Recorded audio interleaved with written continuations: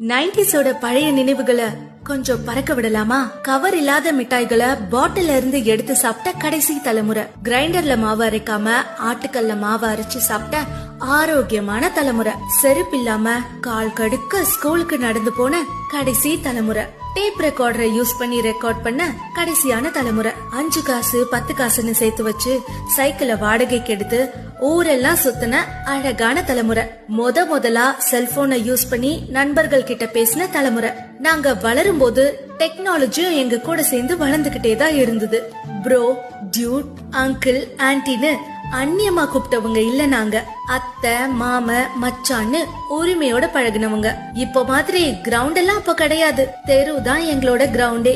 வெயிலு மழைன்னு பாக்காம மண்ணில கால வச்சு உருண்டு புரண்ட தலைமுறை, சக்திமானையும் மைடியர் பூதத்தையும் மெய் மறந்து பார்த்த தலைமுறை, பண்டிகை காலங்கள்ல சொந்த பந்தங்களோட